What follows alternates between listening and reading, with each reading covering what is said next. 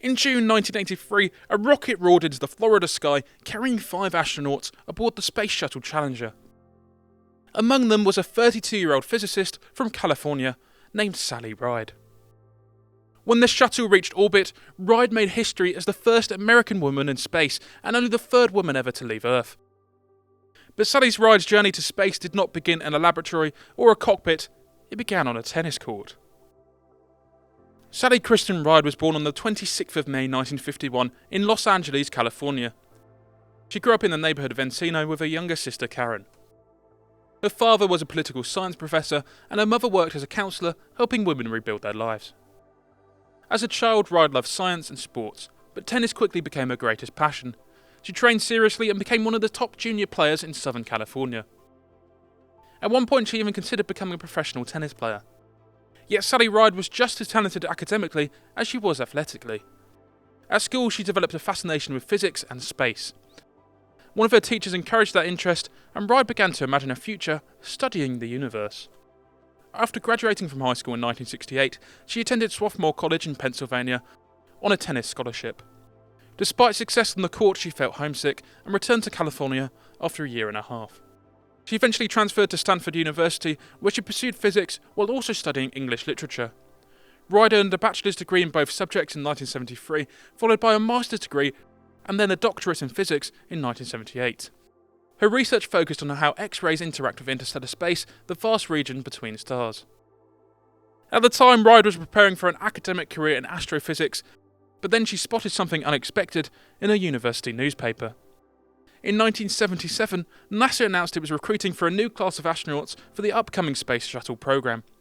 For the first time, the agency was actively encouraging women to apply. Until then, NASA astronaut requirements had effectively excluded women. Candidates had needed military jet experience, and women weren't allowed to fly those aircraft in the US military. But the Space Shuttle would carry larger crews and more scientists, meaning NASA needed specialists with technical expertise, not just test pilots. Ride saw the advert and immediately knew she had to apply. More than 8,000 people submitted applications and only 35 were selected. Among them were 6 women, including Sally Ride, who became part of NASA Astronaut Group 8, often nicknamed the Class of 1978. It was the first astronaut class to include women and astronauts of colour. Training was intense. Astronaut candidates learned survival skills, spacecraft systems, and how to fly high-performance jets, like the Northrop T-38 Talon. Ride also helped develop the shuttle's robotic arm, known as the Remote Manipulator System, or Candor Arm. Before flying into space herself, she worked as a capsule communicator, or Capcom. From mission control in Houston, she was the voice speaking directly to astronauts in orbit. Then, in 1982, NASA made a historic announcement. Ride was assigned to the mission STS-7 aboard the Space Shuttle Challenger.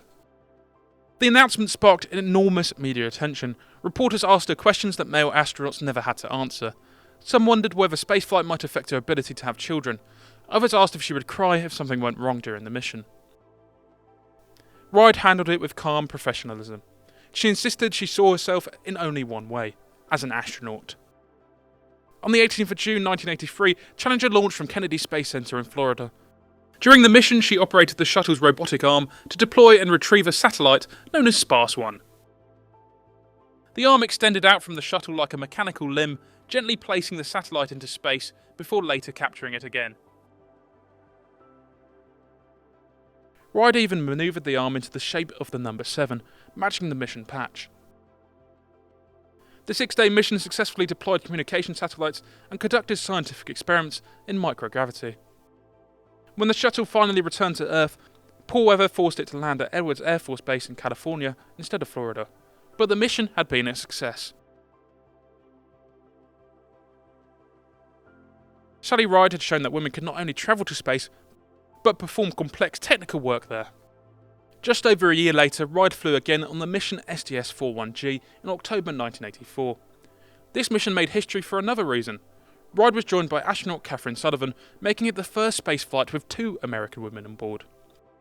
During the mission, Sullivan performed the first spacewalk by an American woman, while Ride operated the shuttle's robotic systems and scientific experiments. By the end of the flight, Ride had spent more than 343 hours in space. Ride was preparing for a 3rd mission when tragedy struck. On January 28, 1986, the Space Shuttle Challenger was destroyed shortly after launch in the disaster known as the Space Shuttle Challenger disaster. Bride was appointed to the Rogers Commission, the presidential panel investigating the accident. She became the only astronaut to serve on both the Challenger investigation and the later inquiry into the Columbia disaster years later. During the investigation, she quietly helped uncover the technical cause of the explosion, rubber O-rings that became brittle in cold temperatures. This disaster deeply affected Ride and changed the direction of her career. In 1987, Ride left NASA and returned to academia.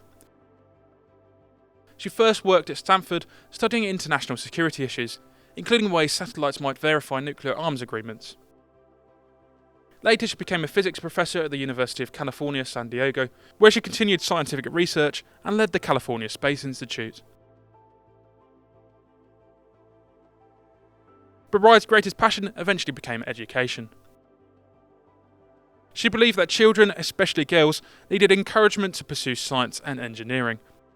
To support that mission, she co-founded the company Sally Ride Science, which created books, programs, and workshops designed to inspire students to explore science.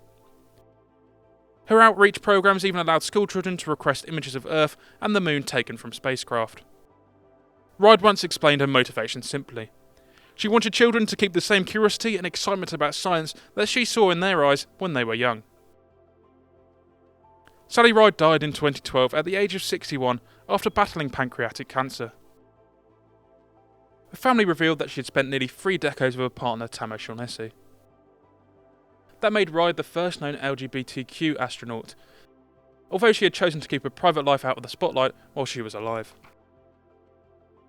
Today, Sally Ride remains one of the most influential figures in the history of human spaceflight. Her journey helped open the door for generations of women to become astronauts.